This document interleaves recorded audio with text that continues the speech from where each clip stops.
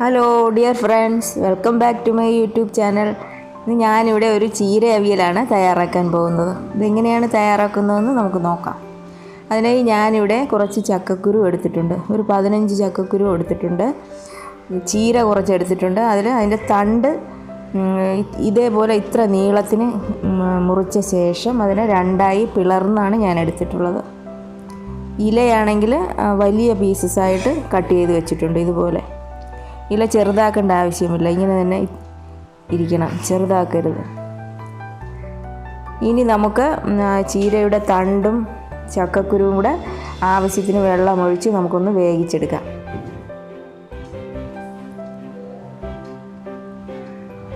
അരപ്പിനായി ഞാൻ ഒരു പിടി തേങ്ങയും അല്പം മഞ്ഞൾപ്പൊടിയും കുറച്ച് ജീരകവും കൂടി എടുത്ത് ഒരു മിക്സിയുടെ ജാറിലിട്ട് ഒന്ന് ഒതുക്കി എടുത്തിട്ടുണ്ട്. ചക്കക്കുരുവും ഇതും തണ്ടും വെന്തിട്ടുണ്ട്. അതിലേക്ക് ഞാൻ ഉപ്പാണ് ചേർത്ത് കൊടുത്തത്. ഇല ചേർത്ത് കൊടുക്കാം.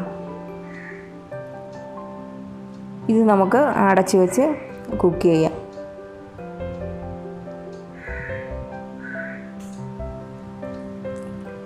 ഇലയും ഇവിടെ വെന്തിട്ടുണ്ട്. നമുക്കിനി ഇതിലേക്ക് മാങ്ങയാണ് ഇടാനുള്ളത്.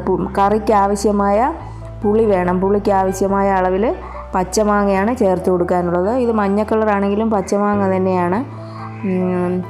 ഈ കറിക്ക് ആവശ്യത്തിന് പുളി വേണം. അതിനാവശ്യമായ അളവിൽ നിങ്ങൾ മാങ്ങ എടുക്കുക. ഇതിന് ശേഷം ഇനി അരപ്പിട്ട് കൊടുക്കാം. നമുക്ക് മാങ്ങ ആദ്യമേ ഇട്ട് കൊടുത്താൽ മാങ്ങ പെട്ടെന്ന് വെന്ത് കുഴഞ്ഞു പോകും. അതുകൊണ്ടാണ് അവസാനം ഇട്ട് കൊടുത്തത്. ഇനി ഇതിലേക്ക് 1/2 ടീസ്പൂൺ മുളക് പൊടിയാണ് ഞാൻ ചേർത്ത് കൊടുത്തത്.